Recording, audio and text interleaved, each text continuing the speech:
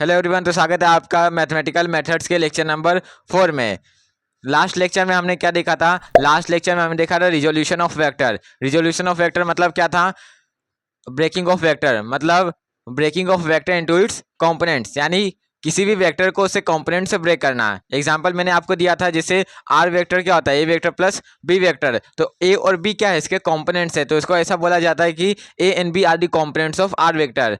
ऐसे ले लिए हम पी और क्यू, ऐसे हो गया R vector which is equal to P vector plus Q vector. तो पी और क्यू क्या हो जाएगा? उसके कंपोनेंट्स ऑफ आर वेक्टर। तो ये था resolution of vector. Resolution of vector में एक फॉर्मूला अपना डिराइव हुआ था, क्या था?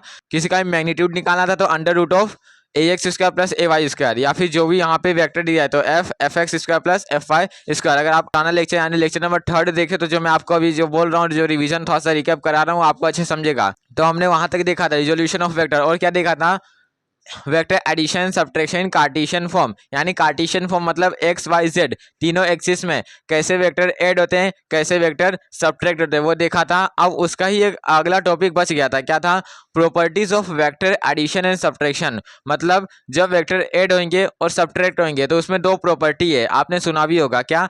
Associative and commutative. वो आज वहीं से हम स्टार्ट करने वाले हैं। तो फिलहाल ये था थोड़ा सा रिकैप ऑफ लेक्चर नंबर 3। तो आज लेक्चर नंबर 4 होने जा रहा है।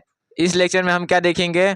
प्रॉपर्टीज ऑफ एसोसिएटिव और कम्यूटेटिव, और इंपॉर्टेंट टॉपिक क्या है? डॉट प्रोडक्ट और cross product, also known as क्या कहा जाता है? स्केलर प्रोडक्ट और वेक्टर प्रोडक्ट। तो यहाँ से फिर से मैं लिख ही देता हूँ, आपको पता चल जाएगा लेक्चर में क्या क्या होगा। लेक्चर ओवरव्यू, इसमें हम पहले देखेंगे associative and commutative property and commutative property. फिर मैंने आपको बोला देखेंगे हम डॉट प्रोडक्ट, इसको क्या बोलते हैं हम? Scalar product. फिर इसके बाद थर्ड टॉपिक लास्ट रहेगा क्रॉस प्रोडक्ट, इसको हम क्या बोलते हैं? Vector product. तो आज ज़्यादा नहीं, आज 3 ही टॉपिक होने वाला है, लेकिन ये तीनों टॉपिक क्या है? बहुत इंपॉर्टेंट है। क्या तीनों टॉपिक क्या है? बहुत इंपॉर्टेंट है। ये डॉट प्रोडक्ट और क्रॉस प्रोडक्ट, ये आपको मैथ में भी मिलेगा और फिजिक्स में भी बहुत इंपॉर्टेंट माना जाता है ये। तो आज हम ये 3 टॉपिक करने वाले। पहला एसोसिएटिव कम्यूटेटिव प्रॉपर्टी अभी देखेंगे, डॉट प्रोडक्ट इसको बोलते हैं हम स्केलर प्रोडक्ट, और क्रॉस प्रोडक्ट। तो ये लेक्चर का ओवरव्यू। तो चलिए इसी अच्छी बात से आज का ये लेक्चर हम स्टार्ट करते हैं। तो टॉपिक पहला, प्रॉपर्टीज ऑफ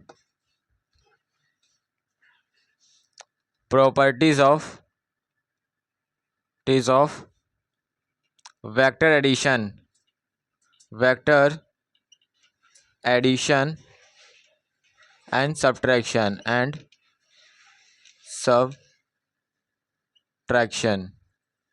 उसमें 2 प्रॉपर्टी आपको दिया है।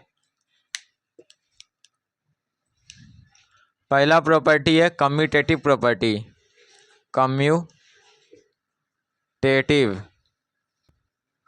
Commutative property. इसमें क्या होता है, ध्यान से सुनो। जैसे इसमें मैंने लिया ए वेक्टर, दूसरा लिया बी वेक्टर, ऐसा लिखा ए वेक्टर प्लस बी वेक्टर। तो इसको मैं ऐसा भी लिख सकता हूँ, B vector plus A vector. इसको क्या मैं ऐसा भी लिख सकता हूँ। तो ये होता है कम्यूटेटिव प्रॉपर्टी। तो ये क्या है? ये एडिशन के केस में। ये क्या है? एडिशन के केस में। तो देखो ये क्या? ए वेक्टर बी वेक्टर, मान लो यहाँ पे फाइव है, ऐसे फाइव ले रहा हूँ एज्यूम, प्लस 2 है, तो मैं इसको ऐसे लिख सकता हूँ 2 + 5। ये क्या है? दोनों राइट है। तो कम्यूटेटिव प्रॉपर्टी कुछ नहीं है, क्या बोलते हैं? A vector plus B vector, वो जगह B vector plus A vector in case of addition. लेकिन सब्ट्रैक्शन के केस में कम्यूटेटिव प्रॉपर्टी नहीं लगता है। कैसे नहीं लगेगा? जैसे यहाँ पे मैं एग्जाम्पल देता हूँ, A vector minus B vector, तो ये इक्वल होगा क्या? B vector minus A vector के। ये कभी भी इक्वल नहीं होगा। क्या? A vector minus B vector दोनों इक्वल नहीं होंगे, यानी इनइक्वालिटी यहाँ पे होगा। क्या? A vector minus B vector which is not equal to B vector minus A vector. Example जैसे 5 minus 2 which is not equal to 2 minus 5। इसका आंसर क्या आएगा 3। इसका आंसर क्या आएगा -3। क्या 3 और -3 क्या कभी इक्वल होते हैं? नहीं। तो इसलिए जो ये कम्यूटेटिव प्रॉपर्टी है सिर्फ एडिशन के केस में राइट होता है, यानी सिर्फ जब एडिशन दिया हो तभी ये कम्यूटेटिव प्रॉपर्टी लगा सकते हैं। अगर सब्ट्रैक्शन है तो हम नहीं लगा सकते।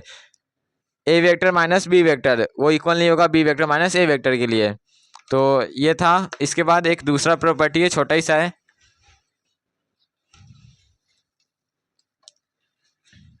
तो यहाँ पहले मैं लिखता हूँ सब्ट्रैक्शन। तो अभी मैं कंक्लूजन दूंगा, आप टेंशन मत लो। सब्ट्रैक्शन ये हुआ। दूसरा प्रॉपर्टी एसोसिएटिव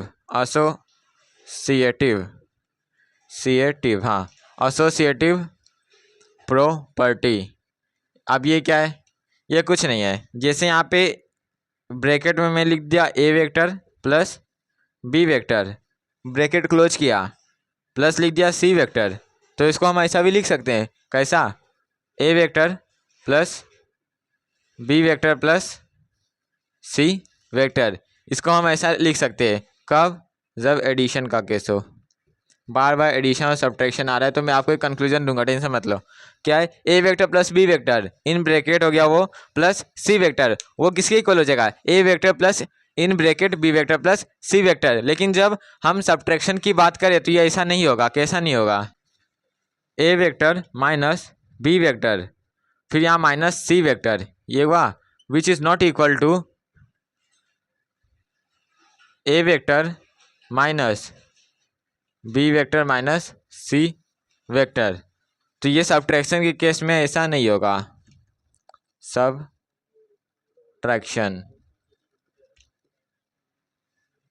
तो यहाँ पे क्या हो रहा है देखो। अब देखो ये ए वेक्टर माइनस बी वेक्टर है। तो जैसे मैं एग्जांपल से भी आपको ये क्लियरिटी दे देता हूँ। जैसे यहाँ पे 10 है माइनस, मान लो बी क्या है 2 मतलब थोड़ा बड़ा नंबर ले लो 8 ले लो, माइनस सी को ले लो 6, ये कितना हुआ -4। अब यहाँ पे देखो ए क्या था 10 माइनस बी कितना था 8, फिर सी कितना था 6।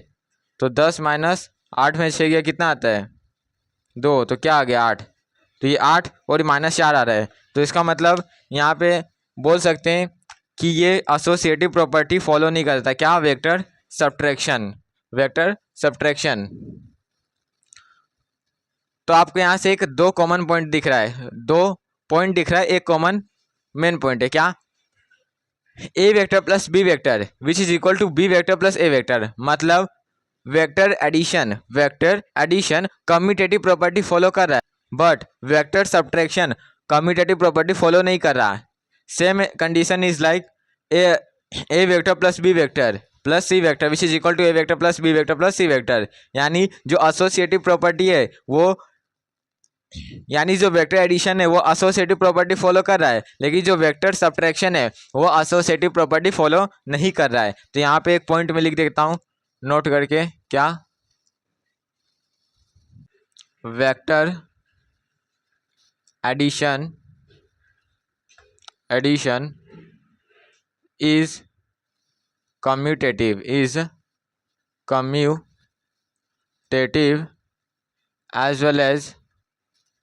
as well as associative। यानी वेक्टर एडिशन कम्यूटेटिव भी है और एसोसिएटिव भी है, बट जो वेक्टर सब्ट्रैक्शन है ना ही वो कम्यूटेटिव है ना ही वो एसोसिएटिव है।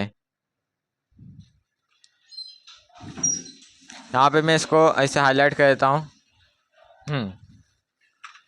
तो ये था properties of vector addition vector subtraction. ये आपको देखो, ये मैं क्यों पढ़ाया, ये आपको अभी काम आने वाला है डॉट प्रोडक्ट और क्रॉस प्रोडक्ट में, ये आपको काम आएगा, इसलिए मैं आपको ये पढ़ाने से पहले ये आपको बताया हूँ। तो आपको अभी याद क्या रखना है, जो वेक्टर एडिशन है वो कम्यूटेटिव प्रॉपर्टी को और एसोसिएटिव प्रॉपर्टी को फॉलो करता है, और जो वेक्टर सब्ट्रैक्शन है ना ही वो कम्यूटेटिव को फॉलो करता है ना ही एसोसिएटिव को। छोटा सा है पॉइंट, ध्यान रखना। तो ये चाहो तो आप लिख सकते हो, नहीं तो इसका नोट्स आपको डिस्क्रिप्शन में एक लिंक होगा, मिल जाएगा उस पर। तो अभी मैं हट रहा हूँ। तो अभी मैं इरेज करके अब इम्पोर्टेंट टॉपिक आ गया डॉट प्रोडक्ट और क्रॉस प्रोडक्ट। अब वो देखते हैं वो क्या है। तो अपना टॉपिक सेकेंड क्या है, multiplication of vector, multiplication of vectors. पहला हम करेंगे इसमें स्केलर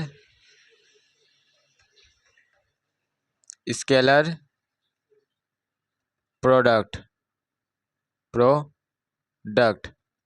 इसको क्या बोलते हैं हम? Dot product. इसको क्या बोलते हैं हम? Dot product. अब ऐसा क्यों बोलते हैं डॉट प्रोडक्ट, आपको समझेगा जब आप अच्छे से पढ़ लोगे तो अभी ध्यान दो। यहाँ पे मल्टीप्लिकेशन ऑफ वेक्टर यानी स्केलर प्रोडक्ट। तो यहाँ पे मैं आपको 3 कंडीशन बता रहा हूँ। देखो, जैसे मान लो स्केलर को अगर वेक्टर के साथ मल्टीप्लाई किए तो आंसर क्या आएगा देखेंगे। और अगर किसी वेक्टर को वेक्टर से मल्टीप्लाई किए अगर आंसर स्केलर आ रहा है तब क्या होगा देखेंगे। और अगर किसी वेक्टर को वेक्टर से मल्टीप्लाई करने पे अगर आंसर वेक्टर आ गया तब क्या होगा। तो ये 3 केस है, पहला, दूसरा और तीसरा। तो मैं पहले का एग्जांपल बताऊंगा, दूसरे और तीसरे का बताऊंगा। तो पहले का एग्जांपल, जैसे स्केलर को वेक्टर से मल्टीप्लाई करना है तो यहाँ पे आप कोई भी वेक्टर ले लो। जैसे यहाँ पे ए वेक्टर ले लो। ए वेक्टर क्या है? 2i कैप, कुछ भी ले लो, 2i cap plus 4j cap, ये मैंने ले लिया। अब इसको स्केलर से मल्टीप्लाई करना है। स्केलर से मल्टीप्लाई मतलब मान लो 3, कोई नंबर, जितने भी नंबर से वो सब क्या है स्केलर है। नंबर के बाद कोई डायरेक्शन नहीं होता तो वो सब क्या है स्केलर। इसको अगर मल्टीप्लाई करूँ ए वेक्टर से तो क्या बनेगा? 3 इंटू ए वेक्टर में क्या है? 2i cap plus 4j cap whole multiply है तो क्या आ जाएगा? 6i cap plus 4j cap. तो ये अपना कुछ आंसर निकल के आया जो कि है वेक्टर। तो अगर किसी स्केलर को वेक्टर से मल्टीप्लाई कर रहे हैं तो आंसर क्या आएगा? अपना वेक्टर आएगा। तो ये बात पे इतना ध्यान नहीं देते, ये इतना इंपॉर्टेंट नहीं है, तो मैं आपको इसे जनरली बता दिया। तो ये क्या अपना, ये स्केलर है और ये क्या है? वेक्टर है। ये है स्केलर और ये है वेक्टर। तो स्केलर को अगर वेक्टर से मल्टीप्लाई करोगे तो हमेशा आंसर क्या आएगा? वेक्टर। हमेशा आंसर क्या आएगा? वेक्टर। तो ये पॉइंट अभी पहला इतना इंपॉर्टेंट नहीं, दूसरा और तीसरा ही इंपॉर्टेंट है, बेसिक है। तो ये तो मैंने आपको इसे बता दिया। अब दूसरा और तीसरा तो दूसरा पॉइंट यहाँ पे, किसी वेक्टर को वेक्टर के साथ मल्टीप्लाई करने पे आंसर स्केलर आ रहा है। तो मान लो मैंने ए वेक्टर लिया, ए वेक्टर लिया जो कि है अपना 2i cap plus 3j cap. दूसरा बी वेक्टर लिया which is equal to 3i cap plus 2j cap. तो अगर ये दोनों को मल्टीप्लाई करके अगर कोई आंसर आ रहा है, ये दोनों मल्टीप्लाई करके मतलब ए वेक्टर बी वेक्टर मल्टीप्लाई करके अगर आंसर सी आ रहा है, सी क्या है यहाँ पे? स्केलर है। सी क्या है? ये स्केलर है। मान लो ये क्या है? स्केलर। तो इस चीज को बोलेंगे हम स्केलर प्रोडक्ट। अगर दो वेक्टर का मल्टीप्लिकेशन अगर स्केलर आ रहा है तो उसको बोलेंगे स्केलर प्रोडक्ट। कैसे? जैसे वर्क में होता है, वर्क क्या होता है? Force into displacement. तो फोर्स क्या होता है? वेक्टर क्वांटिटी, और डिस्प्लेसमेंट क्या होता है? वेक्टर। तो दो वेक्टर को मल्टीप्लाई करके एक अपना क्या आता है? स्केलर आता है। वर्क क्या होता है? स्केलर। क्यों स्केलर होता है? क्योंकि एनर्जी क्या होता है? Scalar. Energy is a form of work, is a form of energy. तो वर्क भी क्या होता है? स्केलर। यानी दो वेक्टर को मल्टीप्लाई करके स्केलर आ सकता है और दो वेक्टर को मल्टीप्लाई करके वेक्टर भी आ सकता है। दो कंडीशन बना यहाँ पे। तब जब स्केलर आएगा तो उसको बोलेंगे scalar product, also known as dot product. अब जब वेक्टर आएगा तो उसको बोलेंगे वेक्टर प्रोडक्ट। तो इसमें क्या होता है? यहाँ पे हम डॉट दिखाते हैं, इसलिए इसको बोलते हैं हम डॉट प्रोडक्ट। तो हम ऐसा बोल सकते हैं कि ए वेक्टर डॉट बी वेक्टर, यानी ए वेक्टर बी वेक्टर का अगर डॉट प्रोडक्ट लेंगे तो उसका आंसर क्या आएगा? सी, जो कि होगा स्केलर। तो अभी इसके बाद अभी और इसका देखेंगे डीप में मीनिंग। अभी और तीसरा एग्जाम्पल देखो आप। वेक्टर को वेक्टर के साथ मल्टीप्लाई करके आंसर वेक्टर आ रहा है। जैसे जैसे यही एग्जांपल है, इसमें मैं आपको इसे बताता हूँ। ए वेक्टर को अगर मल्टीप्लाई किया बी वेक्टर से, अगर आंसर आ गया सी वेक्टर, तो इस सी वेक्टर को हम बोलेंगे वेक्टर प्रोडक्ट। ये हो जाएगा वेक्टर प्रोडक्ट। तो ये कैसे आएगा, क्रॉस मल्टीप्लाई से, इसलिए इसको हम बोलते हैं क्रॉस प्रोडक्ट। इसको क्या बोलते हैं हम, क्रॉस प्रोडक्ट। इसको क्या बोलते हैं, डॉट प्रोडक्ट। क्यों, क्योंकि ये डॉट से आता है। मतलब अगर ऐसा लिखा है A vector dot B vector, तो इसका मतलब हम यही समझेंगे जो आंसर आएगा वो पक्का स्केलर होगा। दूसरा यहाँ पे ए वेक्टर इंटू बी वेक्टर ऐसा लिखा है, तो जो आंसर आएगा वो हमेशा वेक्टर होगा। तो यही है बेसिक में fundamental concept of scalar product और डॉट प्रोडक्ट का। तो अभी हम क्या देख रहे हैं, स्केलर प्रोडक्ट। तो ये था एक बेसिक। अब हम देखेंगे स्केलर प्रोडक्ट के बारे में और डीप मीनिंग। तो मैं इरेज कर रहा हूँ, अब स्केलर प्रोडक्ट के बारे में और डीप देखते हैं। ये तो था बेसिक। तो मैंने आपको क्या बोला, ए वेक्टर अगर बी वेक्टर से मल्टीप्लाई कर रहा है और आंसर दे रहा है सी जो कि है स्केलर, तो उसको बोलेंगे स्केलर प्रोडक्ट। कैसे, जैसे होता है वर्क, वर्क क्या होता है, फोर्स इनटू डिस्प्लेसमेंट, यही होता है डिस्प्लेसमेंट।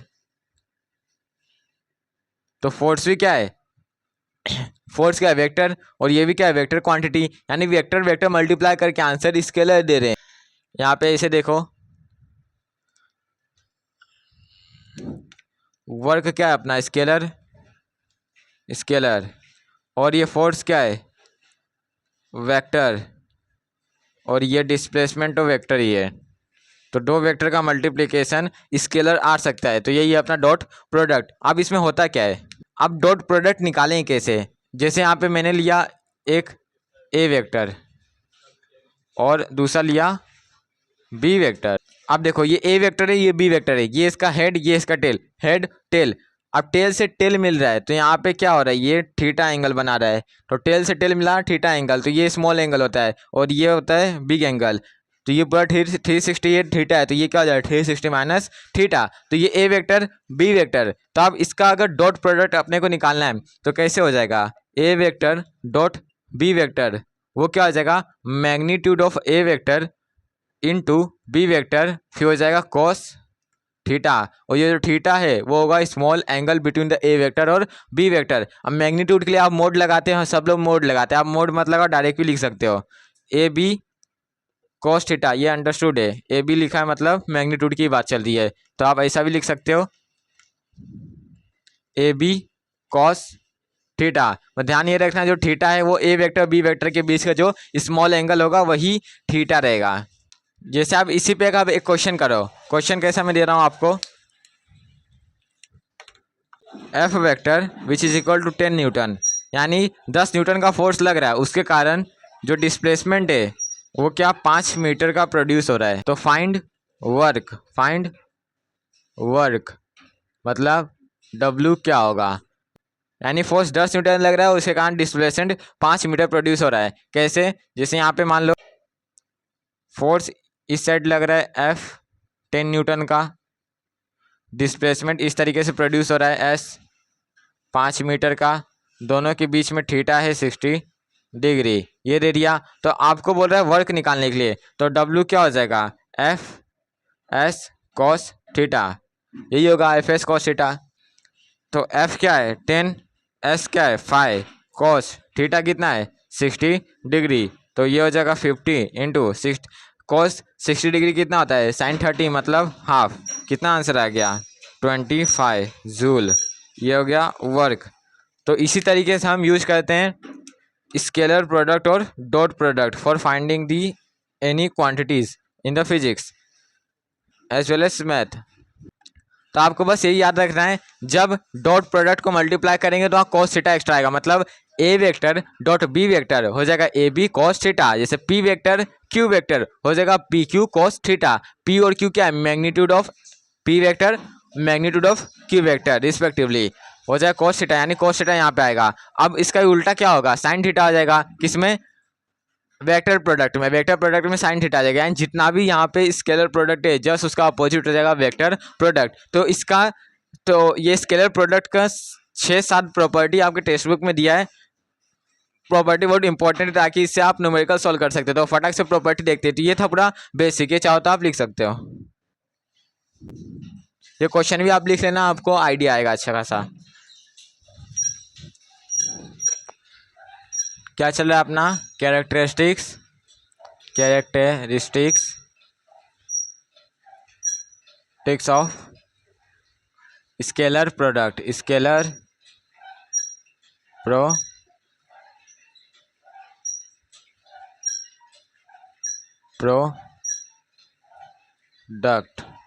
क्या है इसमें? पहले देखो, सब बड़े बड़े स्टेटमेंट में आपको शॉर्ट में बताता हूँ, आप बड़े बड़े स्टेटमेंट आप रीड कर सकते हो।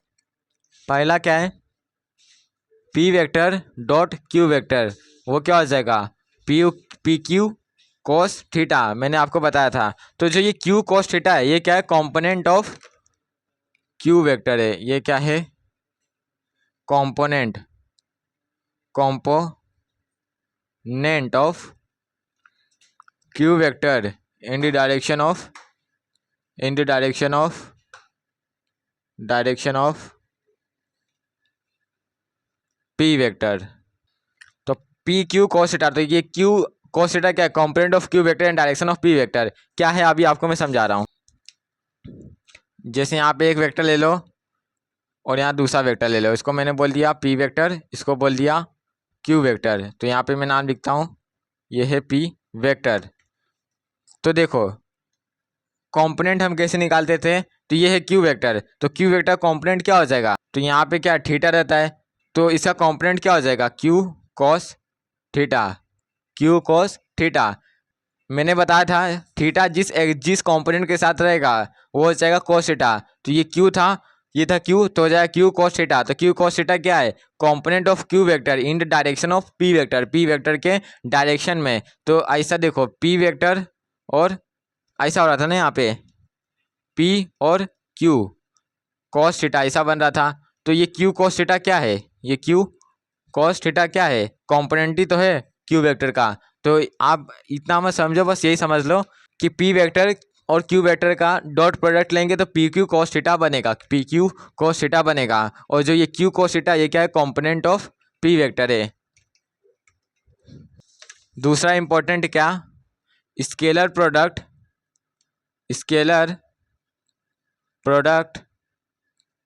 फॉलो कम्यूटेटिव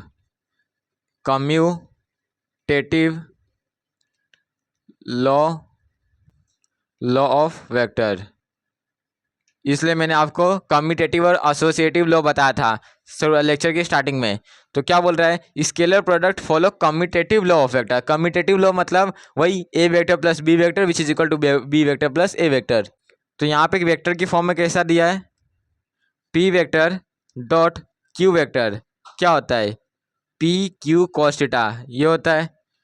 तो इसको हम ऐसा भी लिख सकते हैं, Q vector dot P vector, वो भी इक्वल हो जाएगा पी क्यू कॉस थीटा के। ये दिया है आपको क्या? P vector Q vector which is equal to P Q cos theta होता है। तो आप पहले इसको मल्टीप्लाई कर दो, Q vector dot P vector हो जाएगा पी क्यू कॉस थीटा। अब इसका आप फील लो कैसे, तो मैं अभी बता रहा हूँ। तो यहाँ पे एक डायग्राम बना लो, या डायग्राम मत बनाना आप, बस देखो ये क्या है? पी वेक्टर, मैंने एज्यूम किया, इसको बोला क्यू वेक्टर, ठीक है।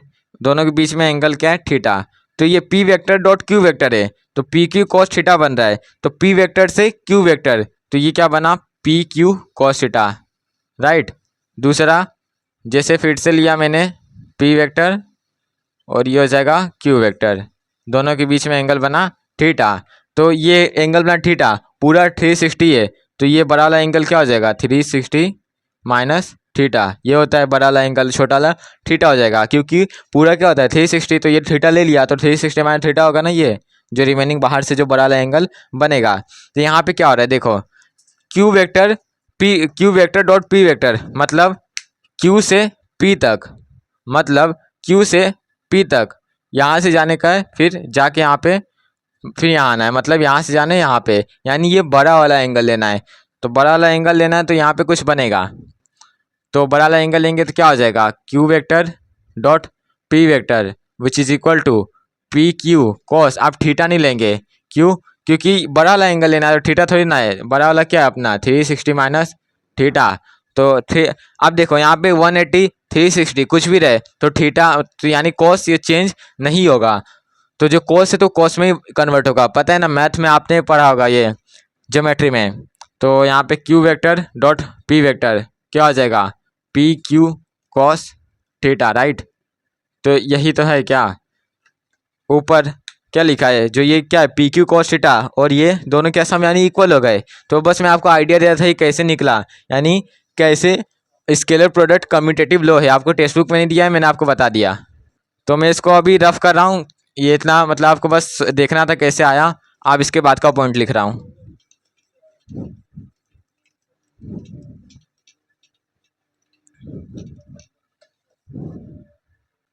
तीसरा point,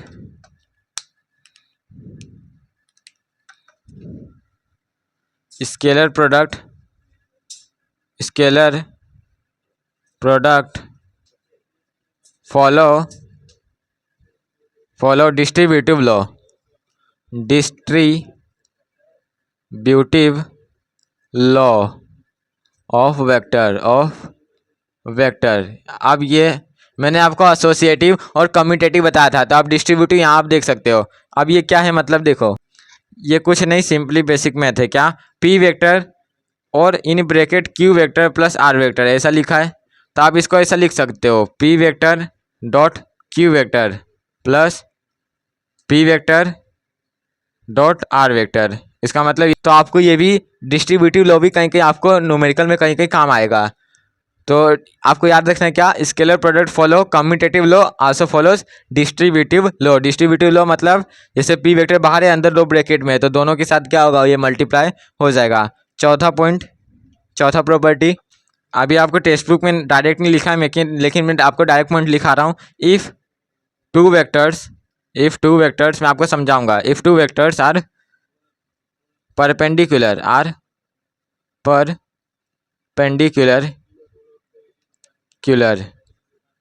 it means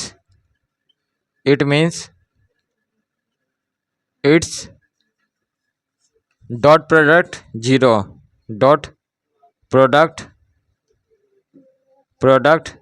is zero. क्या बोल रहा है, इफ दो वेक्टर्स आर परपेंडिकुलर, दो वेक्टर्स परपेंडिकुलर है, एक वेक्टर ये दूसरा वेक्टर ये, दोनों वेक्टर परपेंडिकुलर है, यहाँ इन दोनों के बीच में जो एंगल बन रहा है वो 90 डिग्री है, तो उसका जो डॉट प्रोडक्ट होगा वो जीरो आएगा। कैसे, यहाँ पे मैं एक डायग्राम बना रहा हूँ, जैसे यहाँ पे मैं डायग्राम बनाया छोटा सा, ए वेक्टर बोल दिया इसको और इसको बोल दिया बी वेक्टर, ठीक है। तो दोनों को क्या है, परपेंडिकुलर है, दोनों के बीच में थीटा क्या है, 90 डिग्री। तो डॉट प्रोडक्ट इसका कैसे लिखेंगे हम, A vector dot B vector क्या हो जाएगा, A B cos theta, A B cos theta. Theta सबको पता है कितना, 90 डिग्री, परपेंडिकुलर है, तो ए बी कॉस 90, कॉस 90 क्या होता है, cos 90 sine zero, sine zero क्या होता है, जीरो, तो ये पूरा टर्म क्या हो गया, जीरो। यानी इससे आपको क्लियरिटी दिख रहा होगा कि दो वेक्टर का जो डॉट प्रोडक्ट होता है वो हमेशा जीरो आता है। कब, जब थीटा क्या हो, 90 डिग्री हो। यानी if two vectors are perpendicular it means its dot product is zero. अब यही आपको तीन एंगल में दिया है, ये हो गया 90 डिग्री का, दूसरा दिया है 0 डिग्री का, और तीसरा दिया है 180 डिग्री का। तो वो समय पॉइंट में नहीं, वो डायरेक्ट आपको लिखा देता हूँ। तो यही बहुत इंपॉर्टेंट पॉइंट है, क्या, if two vectors are perpendicular it means is dot product is zero. ये आपको न्यूमेरिकल में काम आएगा, अभी न्यूमेरिकल कराऊंगा तब। आप पांचवा पॉइंट, इसका दो पॉइंट, एक दो पॉइंट और बचेगा, ये मैं रफ करके बताऊंगा। जैसे पी वेक्टर अगर इक्वल हो गया क्यू वेक्टर के, P vector which is equal to Q vector, यानी P vector dot Q vector दोनों का प्रोडक्ट क्या हो जाएगा, पी स्क्वायर के बराबर हो जाएगा, वो हो जाएगा क्यू स्क्वायर। तो ये एक्सप्लेन करने की जरूरत नहीं है, आपको डायरेक्ट दिख रहा होगा। अब दोनों टर्म इक्वल है, तो यहाँ पे क्यू की जगह पी रखो, पी की जगह क्यू रखो, तो दोनों आंसर क्या हो जाएगा, पी स्क्वायर और क्यू स्क्वायर के इक्वल हो जाएगा। तो ये इसमें आपको कोई डाउट नहीं होगा। तो ये total 5 characteristics of scalar product. I hope आपको कम्यूटेटिव, डिस्ट्रीब्यूटिव और परपेंडिकुलर का कॉन्सेप्ट अच्छे से समझा होगा। अब इसमें एक आ जाता है आई कैप और आई कैप, मतलब मैं देख रहा हूँ टेक्स्ट बुक में आपको दिया है, तो अभी मैं रफ करके वो आपको जस्ट बताता हूँ, आपको कैसे याद रखना है वो भी बताऊंगा। तो ये चाहो तो आप लिख सकते हो। तो इसको मैं आपको कार्टेशियन कंपोनेंट से बताता हूँ, इसके बाद की प्रॉपर्टी। कार्टेशियन कंपोनेंट्स, कार्टेशियन मतलब एक्स वाई जेड तीनों एक्सिस लेने वाला हूँ। तो जैसे मैंने यहाँ पे वाई एक्सिस, एक्स एक्सिस और जेड एक्सिस यहाँ तक हुआ, Z axis X axis Y axis, 3 axis हुआ। एक्स एक्सिस के लिए हम यूनिट वेक्टर कौन सा लेते थे, आई कैप, वाई के लिए जे कैप, जेड के लिए के कैप। तो एक्स एक्सिस के लिए क्या लेते थे, आई कैप, वाई के लिए जे कैप और जेड के लिए के कैप, ये 3 लेते थे मेजर। तो अगर आई कैप को जे कैप से मल्टीप्लाई करूं, अगर आई कैप को मैं मल्टीप्लाई नहीं, मैं इसका डॉट प्रोडक्ट लूं, आई कैप और जे कैप का डॉट प्रोडक्ट लूं, तो वो क्या हो जाएगा, आई जे कॉस थीटा, आई जे कॉस थीटा, ये होगा। अब देखो ये आई है और जे है, दोनों के बीच में एंगल कितना है, थीटा, थीटा कितना है 90 डिग्री, थीटा कितना है 90 डिग्री। तो यहाँ कॉस थीटा क्या हो जाएगा 90 डिग्री, तो कॉस 90 डिग्री ये हो जाएगा 90 डिग्री। तो कॉस 90 की वैल्यू क्या आती है, 0, क्योंकि कॉस 90 मतलब साइन जीरो, साइन जीरो मतलब सब जीरो, तो ये हो जाएगा 0, यानी आई कैप डॉट जे कैप ये हो जाएगा 0। ये हाईलाइट करके चल रहा हूँ अभी।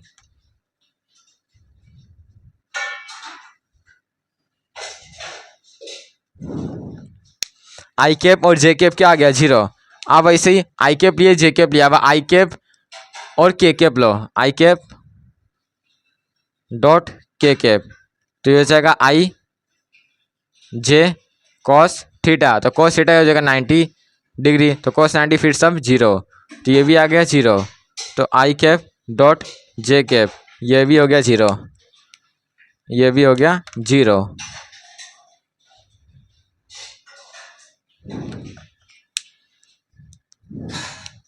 फिर तीसरा मैं यहाँ कर रहा हूँ, क्या बचा, आप देखो आई कैप जे, आई जे लिया, आई के लिया, बचा के और आई, क्या बचा के और आई। तो के कैप को अगर जे कैप से डॉट प्रोडक्ट लूँ तो क्या आ जाएगा, के जे कॉस 90 डिग्री, फिर से 0 हो गया, फिर से क्या हो गया अपना 0, क्या के कैप का डॉट प्रोडक्ट जे कैप से, यही ना, इसको भी हाईलाइट कर रहा हूँ।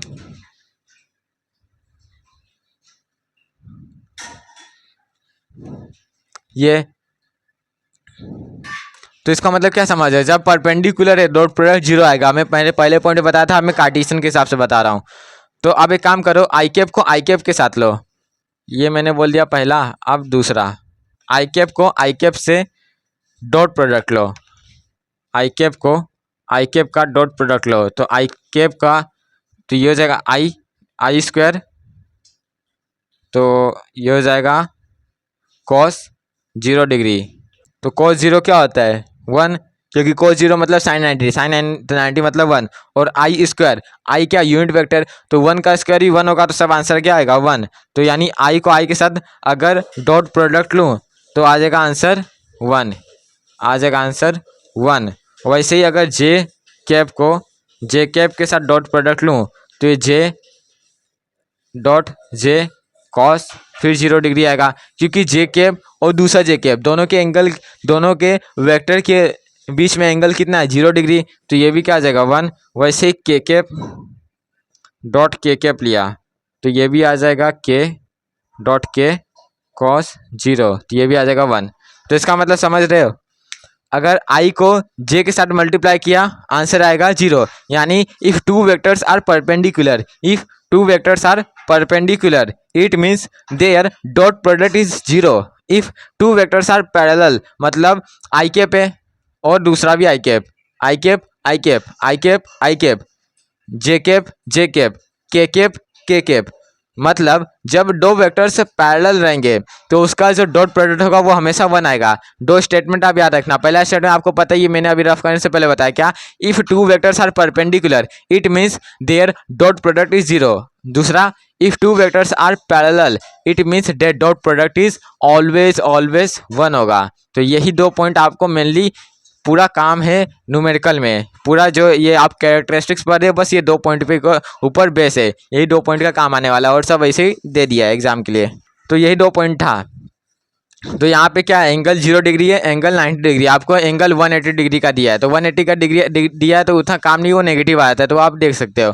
तो मेनली पूरा आपका कैरेक्टरिस्टिक्स ऑफ स्केलर वेक्टर खत्म हुआ, इसके ऊपर आपको एक न्यूमेरिकल दिया है, क्या है, find the scalar product of the two vector, 2 vector दिया उसका स्केलर प्रोडक्ट निकालना है, तो ये आप चाहो लिख सकते हो, तो अभी मैं न्यूमेरिकल करा रहा हूँ।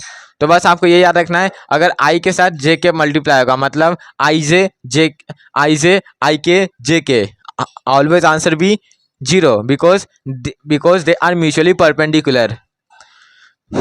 एंड देन आई कैप और आई कैप का अगर डॉट प्रोडक्ट लेंगे answer must be 1। J cap dot product answer must be 1।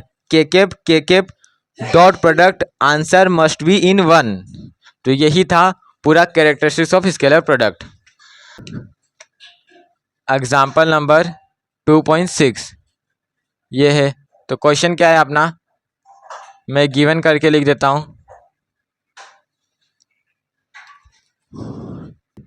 Question क्या बोल रहा है, find the scalar product of the two vectors. एक है v1 वेक्टर, एक है v2 वेक्टर। तो गिवन में क्या दिया है, v1 वेक्टर क्या दिया है, आई कैप प्लस 2 जे कैप प्लस 3 के कैप। दूसरा v2 वेक्टर क्या दिया है, 3 आई कैप प्लस 4 जे कैप माइनस 5 के कैप। तो अब इसका स्केलर प्रोडक्ट अपने को निकालना है। इसका क्या करना है, स्केलर प्रोडक्ट निकालना है। तो वेक्टर, पहला वेक्टर दूसरा वेक्टर, स्केलर प्रोडक्ट निकालना है मतलब डॉट प्रोडक्ट निकालना है। डॉट प्रोडक्ट निकालना है मतलब डॉट मल्टीप्लिकेशन करना है। तो अभी हम यहाँ सॉल्यूशन कर रहे हैं, गिवन दिया टू फाइंड लिख लेना।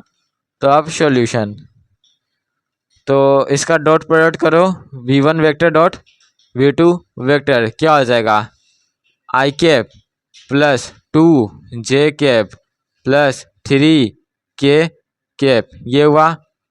देखो देखो क्या किया मैंने, v1 वेक्टर अपने गिवन था, v2 वेक्टर अपने गिवन था। तो v1 का अभी लिखा, अब v2 का लिखूंगा यहाँ पे। तो ये हो जाएगा 3 आई कैप प्लस 4 जे कैप माइनस 5 के कैप माइनस ये क्या है 5 के कैप।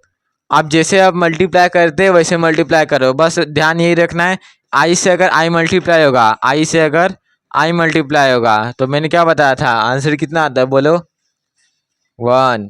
अगर आई से जे मल्टीप्लाई होगा तो आंसर क्या आएगा 0। यानी अगर जो खुद से अगर मल्टीप्लाई हुआ आंसर 1, खुद के साथ मल्टीप्लाई नहीं हुआ तो आंसर 0। तो बस यही कॉन्सेप्ट का ध्यान रखना है, इसलिए मैंने बोला था ये न्यूमेरिकल में काम आता है।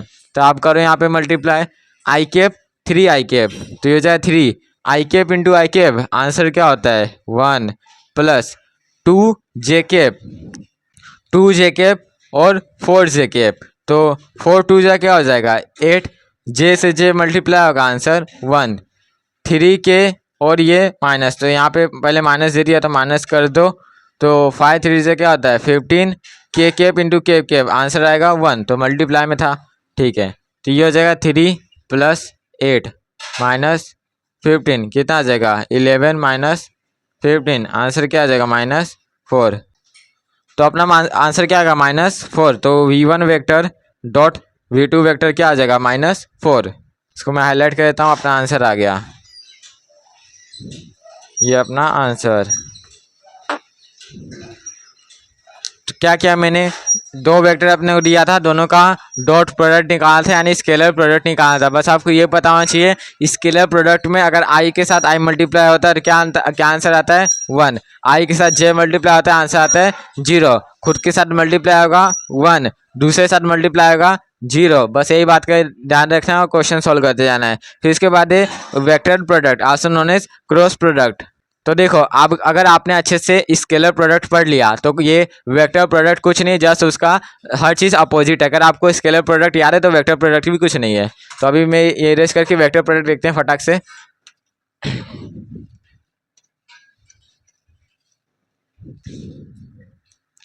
तो दूसरा अपना वेक्टर प्रोडक्ट, वेक्टर प्रोडक्ट, इसका मतलब मैंने क्या बताया था, अगर दो वेक्टर को मल्टीप्लाई करने पे, अगर दो वेक्टर को मल्टीप्लाई करने पे आंसर अगर वेक्टर आ रहा है तो उसको बोलेंगे हम वेक्टर प्रोडक्ट। तो ये मैंने बताया था।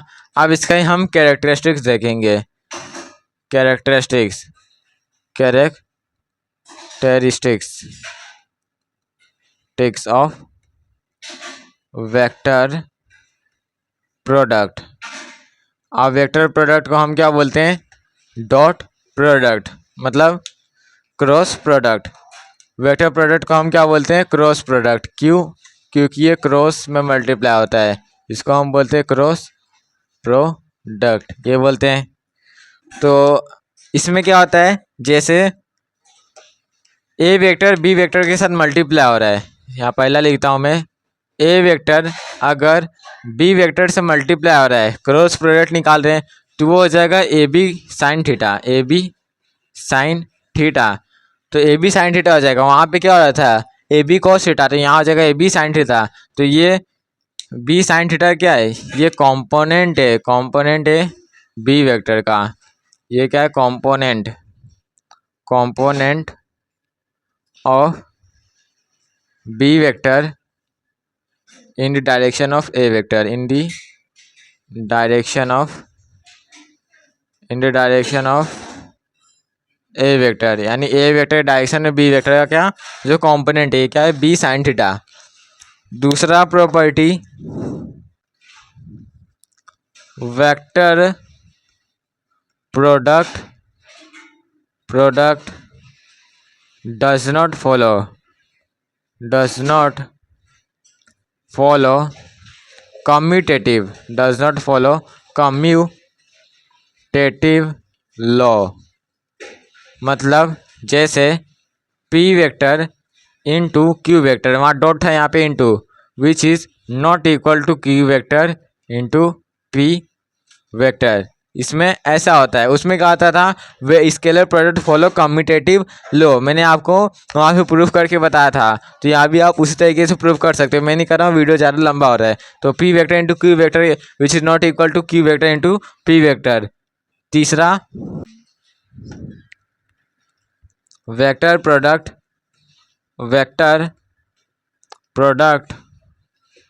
Follow distributive law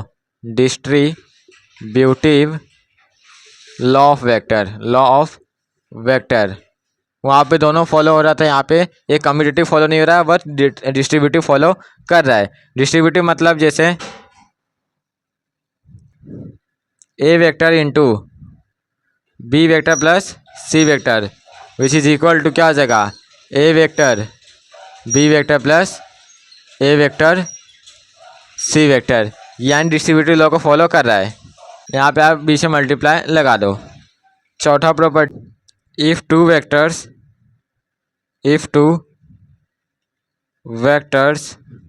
are perpendicular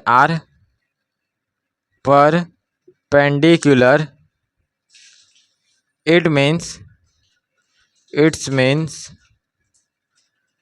their क्या चल रहा है? ये वेक्टर प्रोडक्ट, हाँ, वेक्टर प्रोडक्ट इज 1। वहाँ पे क्या हो था? अगर दो वेक्टर परपेंडिकुलर हो रहे थे तो उसका डॉट प्रोडक्ट क्या हो रहा था? 0 आ रहा था। तो यहाँ पे दो वेक्टर अगर परपेंडिकुलर है लेकिन इसका हम क्रॉस प्रोडक्ट निकाल रहे हैं, तो उसका जो आंसर आएगा वो 1 आएगा। कैसे? जैसे यहाँ पे p vector into Q vector, cross product लिया तो पी क्यू साइन थीटा आ गया। अगर यहाँ थीटा 90 डिग्री मतलब परपेंडिकुलर है, तो थीटा 90 डिग्री है, तो साइन 90 कितना होता है? 1। तो ये क्या आ जाएगा? पूरा 1 आ जाएगा। कार्टेशियन कंपोनेंट्स में करेंगे तो आपको ऐसे समझ जाएगा। तो ये है 4-5 लो, अगर आप और अगर टेक्स्ट बुक रीड करके आप समझ सकते हो।